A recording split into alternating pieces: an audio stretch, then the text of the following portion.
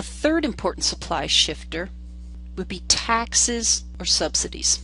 Taxes are, if you will, extra fees imposed by the government. You might think of, with a tax, the seller would have to pay an extra, let's say, 50 cents for every unit produced, or every unit sold, I should say. A tax is just going to raise their marginal cost of production. So whenever we have a tax that's being imposed, a tax is going to decrease the supply curve. The supply curve will shift to the left. If we should remove taxes or lower them, so let's say we had imposed a 50-cent tax 2 years ago, and now we decide to repeal the tax, the repeal will lower the marginal cost of production.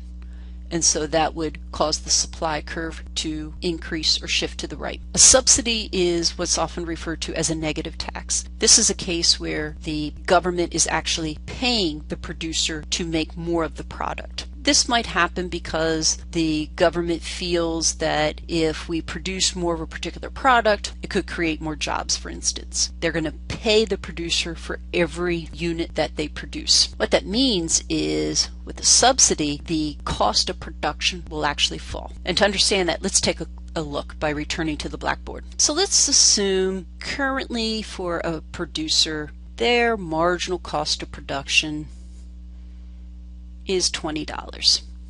So this is, let's say, for the 10th unit that they produce. So if they produce this 10th unit, it's going to cost them $20 more. This does not include any kind of tax or any kind of subsidy. But we have a situation here where currently the market price is 19. Well, if the market price is 19 and the marginal cost of production are 20, then we know that this 10th unit will not be produced because the price that the seller receives would not be enough to cover their marginal cost of production. However, let's suppose the government provides a subsidy equal to $3. The government says, if you produce the product, we're going to give you $3. Well, the way an economist looks at this is that subsidy is used to help offset the marginal cost of production. So the marginal costs with the subsidy, instead of being $20, the producer now only sees them as being $17 because $17 is going to come out of the producer's pocket. The other $3 is what would be given to them from the government. So the total cost of producing a product is still $20. The total cost of producing the 10th unit is still $20, but only $17 will come out of the producer's pocket. The other $3 needed to cover the cost of production would be provided by the government.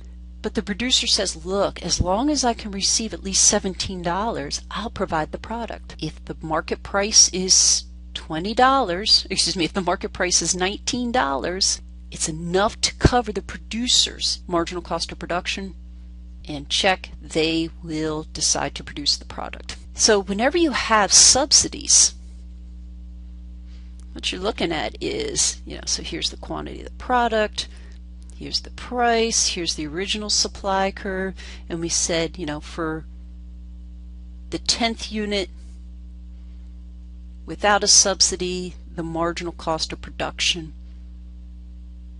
were $20. However, with the subsidy, the seller doesn't have to get $20 to sell the 10th unit.